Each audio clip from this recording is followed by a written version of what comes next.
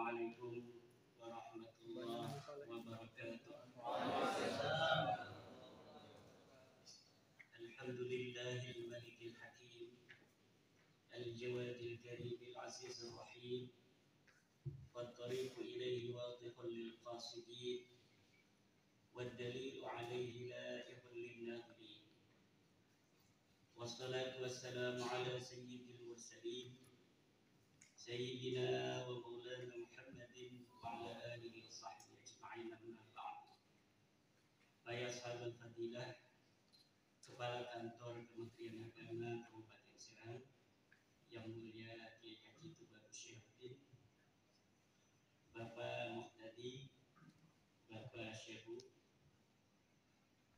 dan Ketua RT Serang Ad-Da'i Ilallah Kiai Haji Abdul Hayy Nasofi, seluruh pengurus Kabupaten Serang dan seluruh pengurus RMI Kecamatan se-Kabupaten Serang yang pada malam hari ini alhamdulillah begitu semangat hadir dalam acara sinergitas antara RMI dan Kemenag atau antara Kemenag dan RMI dengan tema membangun sinergitas Kemenag dan RMI untuk menciptakan pesantren yang berkualitas secara intelektual dan cerdas secara administrasi.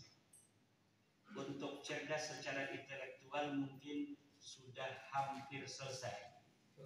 Tinggal sekarang butuh bimbingan RMI itu adalah cerdas secara administrasi. Ini yang menjadi permasalahan para kiai dari zaman dulu sampai zaman sekarang, yaitu dalam administrasi.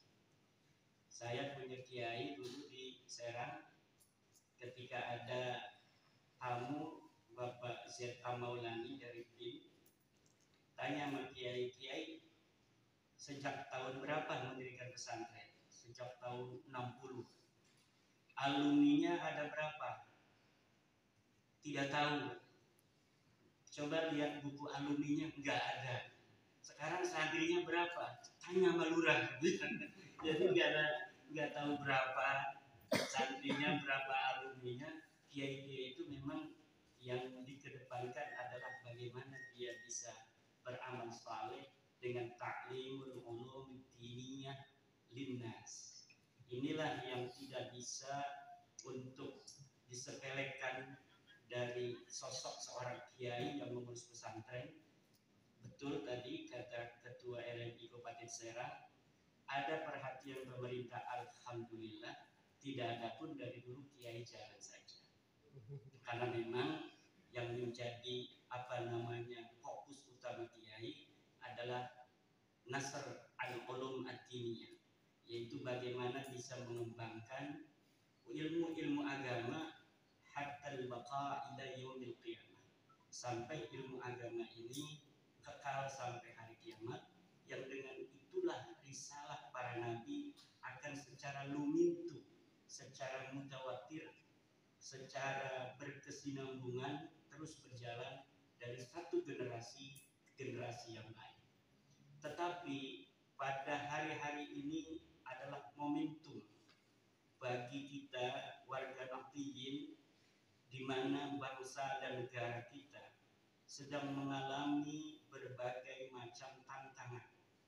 Tantangan terbesar dari bangsa kita hari ini adalah persatuan nasional, di mana persatuan nasional kita bermasalah karena banyaknya tantangan dan rintangan dari segelintir orang yang tidak ingin melihat Indonesia tetap jaya dan kuat seperti hari ini.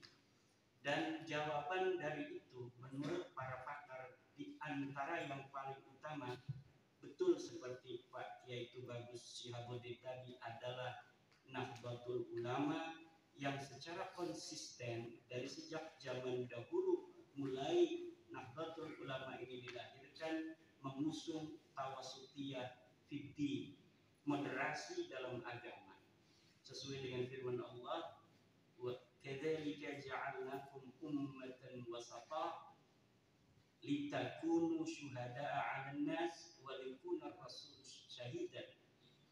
Jadi Allah menciptakan umat Islam itu sebenarnya memang secara tabi'i adalah wasatun, yaitu moderat, tidak ke kanan ke Yahudi, tidak ke kiri kepada Nasrani, tidak mensifati manusia dengan sifat-sifat Tuhan seperti orang Kristen yang mensifati Nabi Isa dengan sifat-sifat Allah, bisa menghidupkan, bisa mematikan. Itu mereka menganggap Isa itu kemudian sebagai Tuhan. Tidak juga mensifati Tuhan dengan sifat-sifat kekurangan manusia, seperti orang Yahudi mengatakan Allah itu adalah pelit, Allah itu bakhil. Itu ada dalam Al-Quran. Tetapi Islam datang sebagai wasatun, pertengahan moderat antara Yahudi dan Nasrani, syahidan sebagai syahid, mana yang benar dari Yahudi dan mana yang benar dari Kristen, mana yang menyimpang dari keduanya. Begitu pula Nahdlatul Ulama mempunyai sebuah konsep wasatiyah yang lahir sejak Nahdlatul Ulama ini didirikan. Kenapa? Karena Nahdlatul Ulama memiliki konsep aswaja asy'ariyah yang merupakan wasatiyah, moderasi antara liberalisme daripada Mu'tazilah dan fatalisme daripada Jabriyah. Di tengah-tengahnya adalah ahli sunnah wal jamaah, dan ahli sunnah wal jamaah yang kita ambil dari Nahdlatul Ulama adalah ahli sunnah wal jamaah asy'ariyah yang lebih moderat daripada Maturidiyah sendiri. Walaupun Maturidiyah ini pula masuk dalam kategori definisi di dalam ahli sunnah, sehingga Imam Al-Baihaqi mengatakan idza utliqa ahlus sunnati wal jamaah wal muradu bihim al-asy'ariyatu wal maturidiyah. Apabila dimutlakkan ahli sunnah wal jamaah, maka yang dimaksud hanyalah kelompok yang menamakan dirinya kaum Asy'ariyah dan kaum Maturidiyah. Wa ma dunahuma laisu min ahli sunnah wal jamaah. Orang-orang Salafiyah, orang-orang Wahabiyah sekarang ini menisbatkan dirinya sebagai ahli sunnah wal jamaah, bahkan merampok nama ahli sunnah wal jamaah ini hanya bagi dirinya dan mengosongkan definisi ini untuk kita kaum-kaum Asy'ariyah dan Maturidiyah. Namun alhamdulillah terjadi pertemuan ulama-ulama internasional di Chechnya beberapa tahun yang lalu. Kemudian mereka bersepakat dalam ijtima' mereka bahwa yang disebut Ahlussunnah wal Jamaah adalah seperti apa yang dikemukakan oleh Imam Al-Baihaqi, bahwa hanyalah Asy'ariyah dan Maturidiyah. Dan di dalam ijtima' ulama itu pula, mereka para ulama-ulama kita seluruh dunia berkumpul itu mengeluarkan orang-orang Salafiyah Wahabiyah dari definisi ahli sunnah wal jamaah. RMI sebagai bagian yang tidak terpisahkan dari Nahdlatul Ulama memiliki tanggung jawab moral dan tanggung jawab struktural ke dalam ke-NU-an itu sendiri dan secara luas ke dalam nilai-nilai kebangsaan yang saat ini menghadapi tantangan itu. Dan Kementerian Agama yang menurut Gus Yakut adalah merupakan hadiah negara bagi NU, maka tidaklah sangat berlebihan apabila memperhatikan secara khusus Nahdlatul Ulama, terus ke bawahnya adalah RMI, daripada organisasi-organisasi yang lain. Walaupun i'tidal dan keadilan itu harus tetap ada dan menjadi sebuah bingkai yang harus dikembangkan di luar, tetapi ketika ke dalam, maka inilah seperti saat ini kita istilahnya itu kongko-kongko dengan orang-orang NU yang ada di pemerintahan seperti Kiai Syihab, sehingga ke depan nilai-nilai ini yang paling penting yang akan kita bawa untuk anak cucu kita selamanya, agar ke-Indonesiaan kita ini selamat, agar ke-Indonesiaan kita ini aman. Rukun Indonesia itu adalah diantaranya ke-NU-an. Apabila nilai-nilai ke-NU-an ini hancur, maka akan terjadi ketimpangan. Apabila sayap itu burung bisa terbang dengan dua sayapnya, maka ketika ke-NU-an ini hilang dari bangsa Indonesia, maka talibanisasi, radikalisme, dan lain sebagainya itu yang akan menguasai. Atas nama agama, mereka akan tega untuk menghancurkan agama itu sendiri. Kenapa? Karena keagamaan mereka bukan berlandaskan ilmu, tapi berlandaskan ghirah. Agama yang berlandaskan ghirah, semangat keagamaan tanpa ilmu keagamaan, ini akan gampang untuk dimanipulasi oleh orang-orang cerdas di atas mereka agar ghirah keagamaan mereka ini bisa untuk hal-hal politik. Dan kita bisa lihat hari-hari ini orang-orang yang punya ghirah agama yang kuat, orang-orang yang berdogannya sumbunya pendek, itu masih dipegang udah meledak dulu. Tapi kalau sumbunya panjang, itu akan aman kita, tidak gampang meledak. Tapi awas sumbu yang panjang ini jangan sampai mati di tengah jalan. Ini sumbunya terlalu panjang, akhirnya ini nggak meledak-meledak. Wayahnya meledak, pengantin sudah datang, beledogan belum bunyi. Yang nggak lucu gitu. Nah maka Gus Yakut ini seperti beledogan yang pas bunyinya, walaupun memekikkan telinga bagi orang-orang yang tidak mencintai Indonesia secara utuh, zahir wa batin. Kita NU ini tanpa perhatian dari Pak Jokowi tahun kemarin, dari pertama Pak Jokowi itu menjabat, itu kita tetap NKRI. Bahkan yang pertama kali mengatakan HTI harus dibubarkan itu bukan negara, tapi adalah pemuda Ansor. Yang pertama mengatakan bahwa kita wajib untuk tunduk pada negara, itu bukan negara yang mengatakan itu kepada umat Islam atau Majelis Ulama Indonesia, tetapi Syekh Nawawi di dalam kitabnya Qami'ut Tughyan, murid guru daripada Syekh Hasim Asy'ari dan Syekh Khalil Bakar. Jadi ke-NU-an adalah merupakan warisan dari para ulama-ulama yang mengambil ilmu secara sanad dan bisanadin kepada orang-orang sebelumnya, kepada sahibus syariah, yaitu Kanjeng Nabi besar Muhammad sallallahu alaihi wasallam. Kalau kita mau tahu agama Islam yang benar, yang ashabul haq, itu adalah agama Islam yang dibawa oleh orang-orang yang mempunyai bendera sanad kepada Nabi besar Muhammad sallallahu alaihi wasallam. Apabila orang bicara Islam tapi kemudian dia tidak mempunyai sanad keguruan kepada orang sebelumnya yang ittisal kepada Nabi besar Muhammad SAW, maka Islamnya ini bisa dibajak ajarannya untuk kepentingan-kepentingan orang yang tertentu tanpa mereka tahu. Mereka hanya bicara takbir, Allahu Akbar, ghirah, ini demi agama, demi Allah, mungkin betul, tetapi mereka dimanfaatkan. Ada orang bawa duit, nggak mungkin dia terima kalau langsung ngomong ini kamu demo untuk sesuatu hal yang akan mengganggu keamanan tertiban. Mereka nggak bakal mau. Tapi kalau orang itu secara intelijen jadi dulu anggota organisasi itu, kemudian dia mengatakan saya, setelah orang itu percaya, pimpinannya percaya, saya yang akan menanggung segala biaya perjuangan kita. Sementara mereka sebenarnya hanyalah sebagai corong atau menjadi agen daripada kekuatan tertentu, maka ini sangat mudah sekali untuk dibohongi. Akhirnya orang yang menjadi anggotanya itu yang sebenarnya adalah intelijen orang-orang asing itu menanggung segala biaya, miliaran, ratusan miliar, bahkan triliunan mereka siapkan untuk mengguncang Indonesia dengan tangan-tangan Indonesia. Ala tara, Sultan Banten itu nggak pernah bisa dikalahkan orang asing. Siapapun yang menyerang Kesultanan Banten dulu patah sebelum mereka bisa masuk ke ring 2.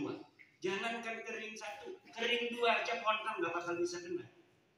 Jadi pertahanan Banten dulu itu pertama kan di Tangerang, di Cisadane. Itu ring 3. Ring 4. Ring 2-nya itu di Tanara. Ring 3-nya di Pontang. Dan ring pertamanya adalah mulai Sawah Luhur sampai Kesultanan Banten. Ini dalam sejarah yang bisa nyampe kering Tanara itu hanya pasukan Cirebon. Dan itu pun karena dikenal sebagai orang Cirebon yang saudara. Akhirnya mereka boleh masuk, tapi kemudian mereka ternyata bendera Cirebon, tetapi mereka disuruh Mataram untuk menyerang Banten. Dan dihabisi oleh Lurah Astra Susila yang ada di Tanara. Dan kemudian setelah itu mereka kembali, sebagian dan sebagiannya mati dalam peperangan itu. Pada zaman Sultan Agung Tirtayasa, apalagi tidak ada pasukan Belanda yang bisa menyentuh 1 meter pun Kesultanan Banten. Tetapi ketika musuh pihak Belanda itu melancarkan ideologi adu domba terhadap orang-orang Banten sendiri, maka barulah Banten bisa dikuasai dengan terbujuknya Sultan Haji Pangeran Abdul Qahar untuk mengikuti mereka. Dan inilah yang akan dilakukan oleh mereka. Maka RMI harus tetap sebagai basis utama Nahdlatul Ulama, yaitu pesantren, tetap teguh. Isbiru wasabiru warabitu wattaqullah la'allakum tuflihun. Jadi tidak hanya bisa sabar, harus juga sabiru, betah-betah sabar. Sabiru ini kan dinanya dina musyarakah. Dina musyarakah, sabar, yusabiru, sabiru, bersabar-sabar dengan musuh. Tidak hanya bersabar-sabar dengan musuh, warabitu, masuk rabitah ma'hid Islamiyah. Walaupun ada organisasi pesantren lain, mereka tidak punya ideologi. Mereka hanya mengagusutamakan administrasi tanpa ada pesan nilai di dalamnya yang mereka bawa. Mau setan kayak mau kuntilanak masuk, pokoknya kita mempunyai program bagaimana kita dapat bantuan.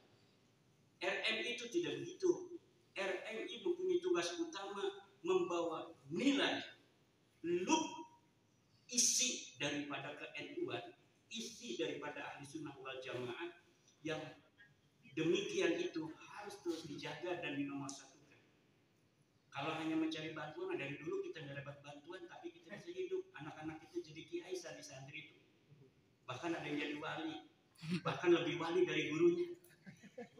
Ya, santri-santri itu bisa lebih waroki daripada gurunya.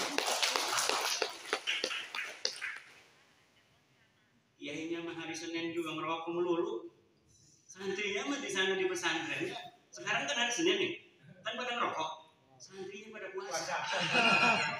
Santri saya lagi puasa semua sekarang. Tapi saya ngerokok. Kenapa menghormati Ki Abdul Hai? Nah ini warabitu. Ini ada dalam Al-Quran, Rabitan Ma'hid Islamiyah. Warabitu dan murabatoh lah. Robato itu kan mustahnya adalah robato itu mengikat. Rabitu harus ada dalam ikatan. Dalam ikatan apa? Amaliyah, fitrah dan harokah. Jadi pengurus RMI amaliyahnya amaliyah aswaja ke-NU-an atau disebut dengan fikih mazhab Syafi'i kalau di Indonesia. Yang kedua, fikrahnya juga harus fikrah Nahdiyah. Makanya harus punya kitab saya fikrah Nahdiyah itu. Jangan mau dihadiahin, tapi beli melalui Shopee online. Sudah ada Pak Kiai Syihab kitab khusus berbahasa Arab yang menerangkan tentang ajaran-ajaran ke-NU-an, yaitu namanya kitab Al-Fiqhatun Nahdiyah. Saya karang itu karena kita menghadapi masalah-masalah besar tentang ke-NU-an dan keaswajaan yang merupakan hukum terbesar daripada keindonesiaan kita hari ini. Kalau kita pernah ke luar negeri, baik di Timur Tengah maupun ke Eropa, tidak ada negeri yang seindah Indonesia. Saya pernah ke Timur Tengah, diantaranya ke Mesir. Di Mesir nggak sembarangan orang bisa khotbah. Yang khotbah itu melulu. Kenapa? Orang yang khotbah harus mempunyai sertifikat. Selain orang yang punya sertifikat tidak bisa khutbah. Pengajian tidak boleh melalui speaker luar, hanya speaker dalam. Kalau pengajian speaker luar ditangkap sama polisi. Kita mau mi'rajan, nggak bilang sama lurah, nggak bilang sama camat, apalagi ke Kemenang, jauh. Itu jalan langsung kita tutup aja pakai bambu. Ada maulid, masuk bonyok. Polisi apakah mengganggu? Tidak. Walaupun kalau mau itu bisa sama polisi ini mengganggu jalan umum, tapi enggak, polisi kita baik-baik. Bisa ditangkap itu orang-orang yang mengganggu fasilitas umum demi untuk bahkan untuk fasilitas umum yang lain, maulidan misalnya. Karena yang jalan lewat jalan itu tidak hanya orang yang ada di kampung itu yang ingin melaksanakan maulid, tapi Indonesia bebas. Di Belanda, di Singapura nggak ada bentuk masjid. Saya pengen salah aja susah. Ternyata bentuknya gedung-gedung dalamnya luar biasa mega. Inilah Indonesia yang saat ini ada, dan dalam bentuknya yang sampai saat ini terjaga selama 70 tahun lebih, harus kita jaga selama-lamanya. Ini kata selama-lamanya bukan abad-abad, tapi selama-lamanya itu selama kita bisa menjaganya. Kalau besok kita tidak bisa menjaganya Indonesia ini, hancur Indonesia. Mungkin saya akan bersama Tubagus Syaputin bikin Kesultanan Banten lagi. Nggak mau kita dijajah oleh orang mana lagi kan? Tapi kita sepakat 45 tahun itu kita bersama Indonesia. Ya. Kalau untuk Banten saya rasa siap. Kalau misalnya orang-orang musuh-musuh itu berhasil karena kita melepaskan ke-NU-an di Indonesia ini, kemudian berhasil mengacak-ngacak Indonesia, yakin untuk Banten, putra-putra Banten gak bakal diam, gak mau dijajah orang. Tapi untuk daerah lain gak tahu gitu. Ya, maka janganlah, udah kita Banten, Mataram, Aceh, Makassar, Papua, semuanya bersatu, kita jaga selama-lamanya Indonesia ini, jangan sampai hancur lebur. Kalau sudah hancur lebur, ini kesultanan, ini negara kecil, maka musuh itu akan gampang untuk menguasai kita. Disinilah teman-teman, banyak juga sekarang amar ma'ruf nahi mungkar, ngacak-ngacak warung orang. Katanya ini ada dalilnya Al-Quran, wal takum minkum ummatun yad'una ila khairi wa ya'muruna bil ma'ruf wa yanhauna 'anil munkar. Ulaika humul muflihun. Betul dalilnya, tapi salah memahaminya. Itu dalil bukan untuk mereka. Itu dalil untuk ummatun. Ummatun itu adalah rijaluddin. Rijaluddin itu siapa? Orang-orang yang balagha rutbatal ulama. Yad'una ilal khair, orang-orang hendaklah ada di antara kaum muslimin orang-orang yang mengajak kepada kebaikan.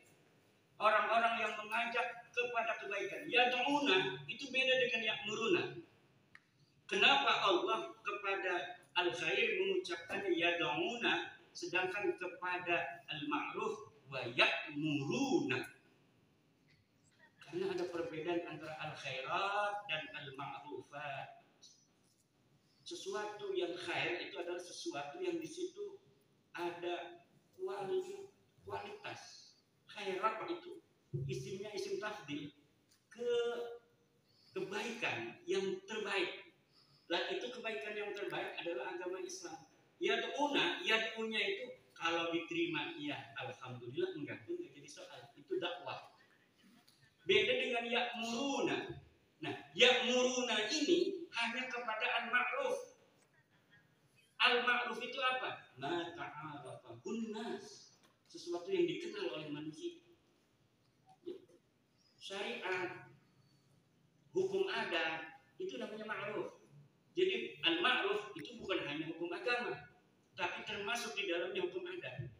Sesuatu yang dikenal oleh lingkungan kita, jangan dihilangkan begitu saja. Dengan menggunakan dalil-dalil agama yang masih ihtimalat, kecuali menggunakan dalil-dalil nas yang sharih, baru adat istiadat kalah. Tapi selama adat istiadat ini hanya berhadapan dengan nas yang bisa ditafsirkan A dan bisa ditafsirkan B, maka hukum adat ini masih bisa digunakan.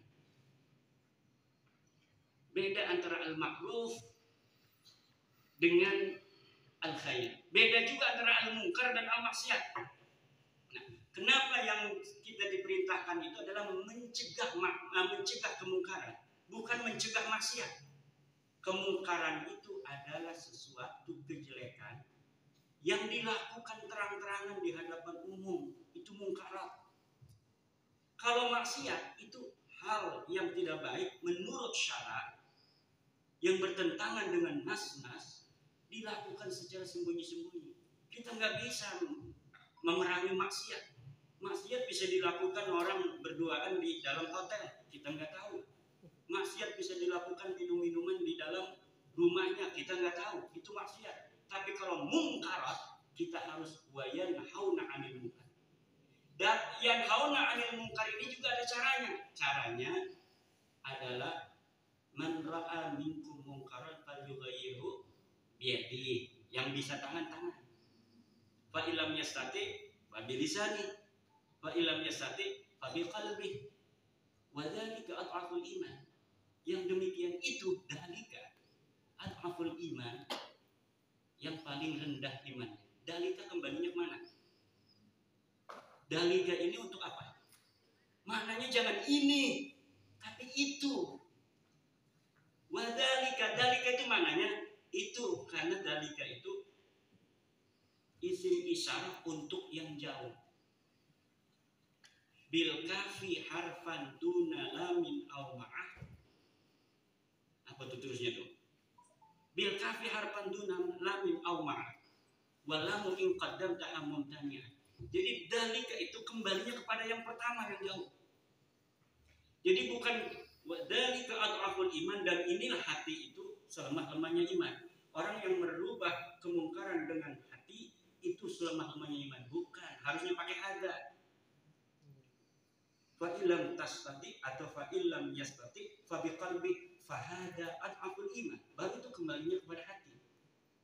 Tapi kalau pakainya dalika, isim isyarat yang menunjukkan makna jauh, maka kembalinya kepada bil biyadi. Yang kedua adalah bil lisan. Itu yang selemah-lemahnya iman.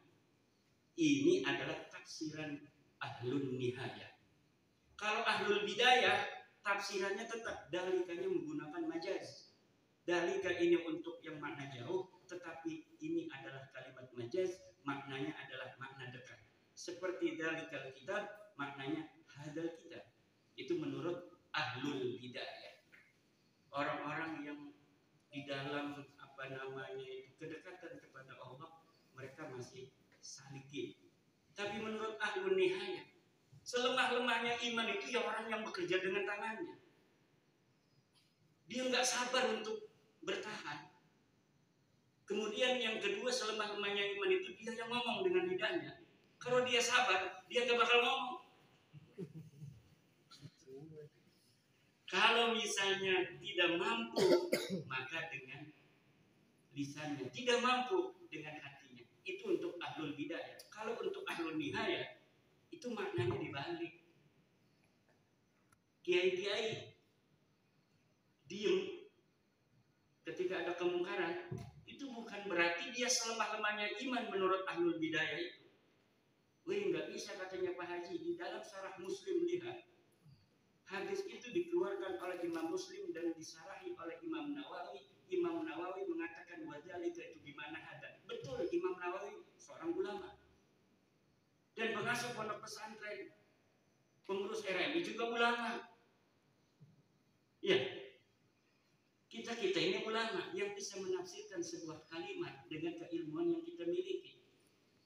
Dan tidak mesti orang itu menafsirkan sama dengan para ulama-ulama lainnya.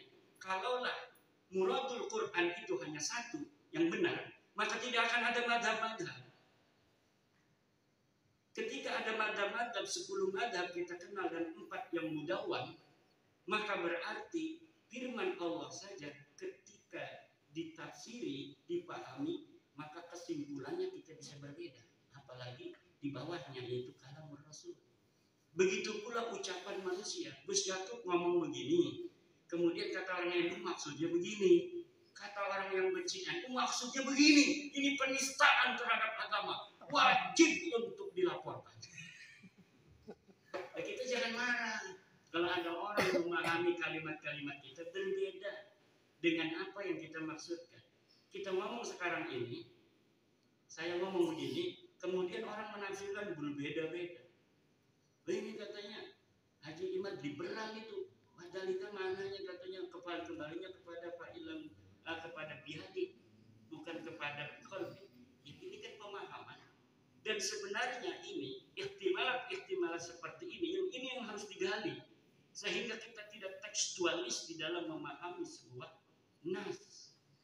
Ketika kita tekstualis dan terpaku di dalam sebuah makna, akhirnya kita tidak ada makna yang lain, sehingga ketika ada orang berbeda kita mengatakan itu salah. Maka kecerdasan intelektual dari RMI ini yang harus dibangun. Baksul masail, membahas masalah-masalah agama di pondok-pondok pesantren itu dikembangkan, tapi jangan hanya baksul masail, tapi kalau bisa istimbatul masail minal ayi al-Qur'ani, min nususil hadis dan sebagainya. Dengan baksul masail, ketika kita berhadapan dengan masalah-masalah baru, kita tidak bisa menyelesaikannya. Karena apa? Karena an-nusus munhasirah. Nas itu, teks-teks itu terbatas. Sedangkan al-hawadis la tanhasir. Kejadian masyarakat itu tidak terbatas. Maka nas-nas teks-teks yang terbatas ini tidak akan bisa menjawab seluruh hawadis dan nawazil.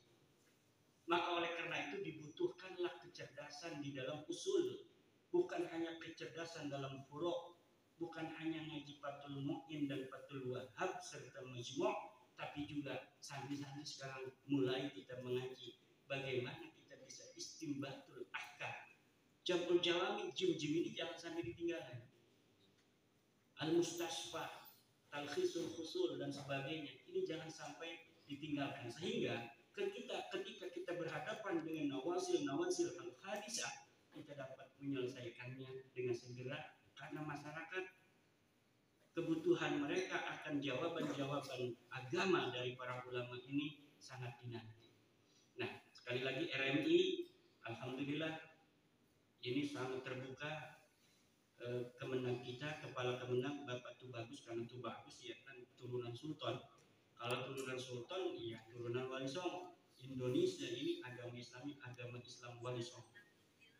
Islam Nusantara itu adalah Islam yang dibawa oleh Wali Songo, yang Islam secara murni dibawa, tetapi ketika mengalami sebuah proses dialektika dengan unsur-unsur kebudayaan lokal Indonesia, maka jadilah Islam yang ada di Indonesia ini adalah Islam yang seperti ini, kemudian didefinisikan oleh ulama-ulama NU sebagai Islam Nusantara.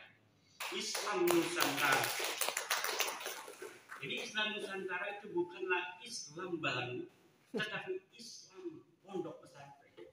Islam Nusantara adalah Islam pondok pesantren yang merupakan Islam murni yang dibawa oleh ulama-ulama kita Wali Songo ke Indonesia, tetapi setelah beberapa lama mengalami dialektika dengan adat budaya setempat sehingga menjadi Islam seperti hari ini.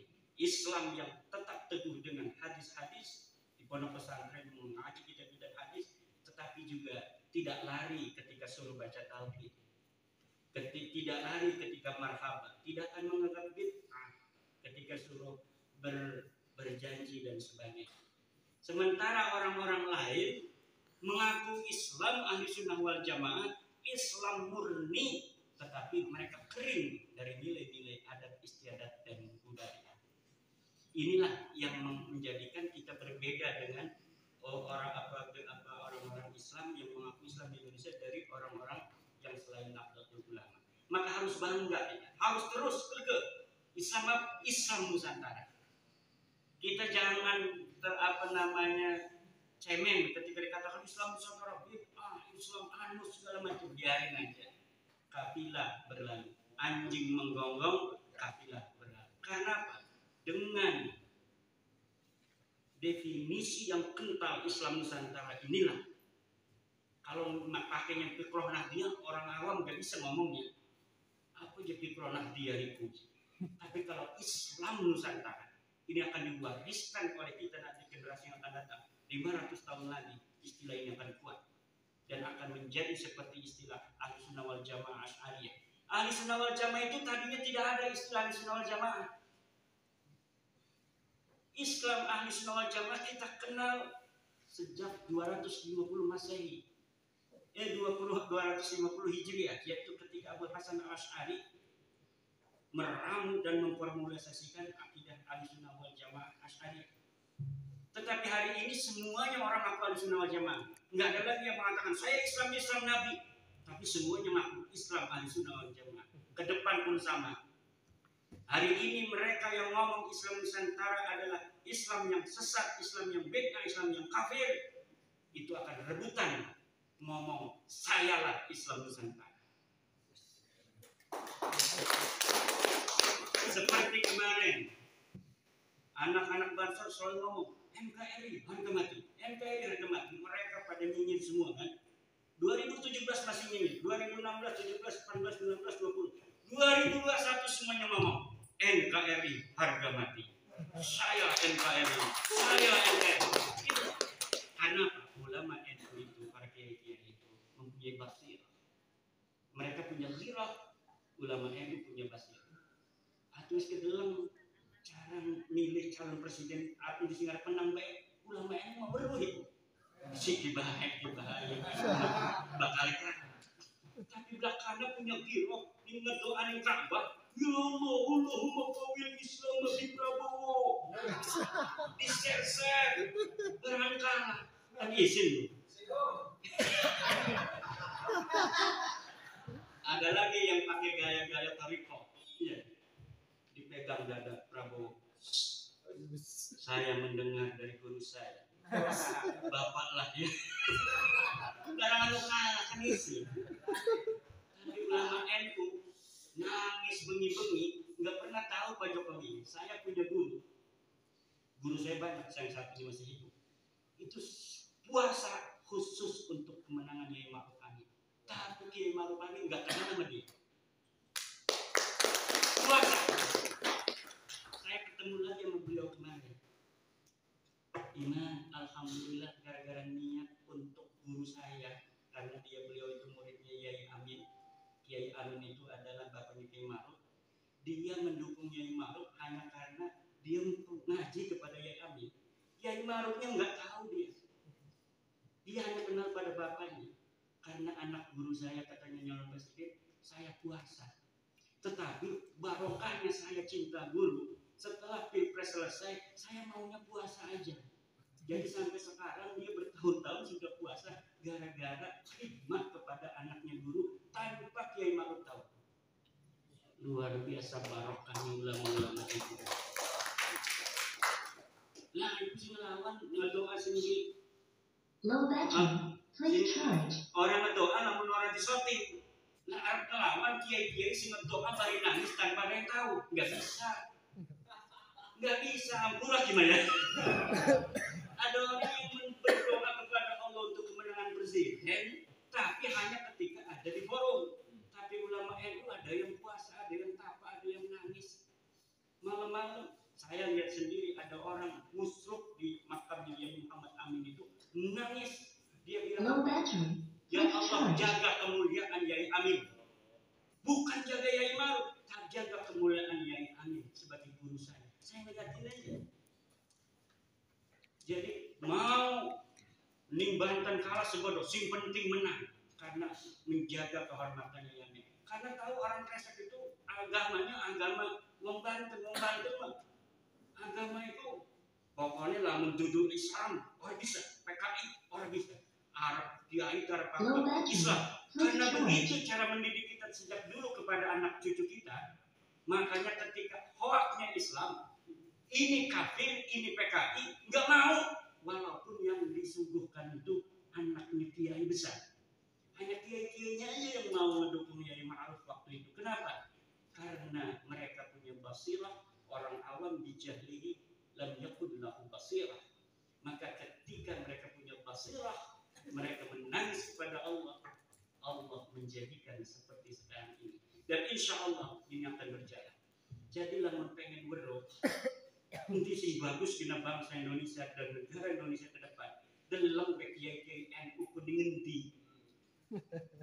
Lamun kiai-kiai NU kemungkinan bari jajaran ngeriung kan. Baik isi benar. Kenapa? Punya basirah. Dan Allah tidak akan pernah membiarkan kekasih-kekasihnya salah. Tidak akan pernah mempermalukan kekasihnya untuk hal-hal yang baik untuk banyak orang. Seperti untuk kenegaraan dan ke Indonesia.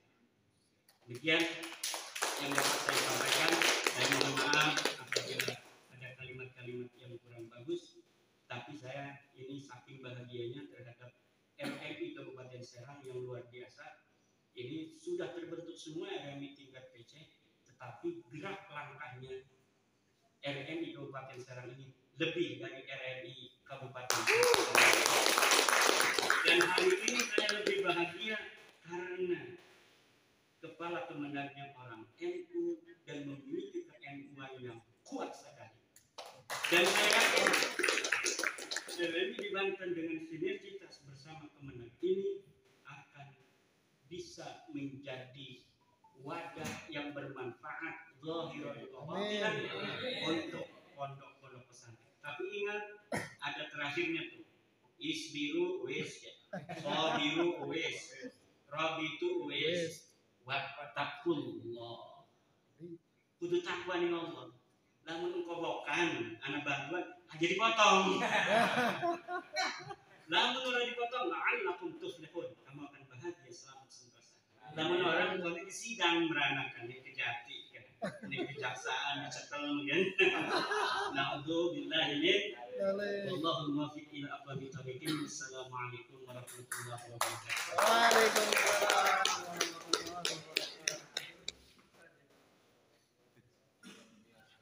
Waalaikumsalam warahmatullahi wabarakatuh. Terima kasih kepada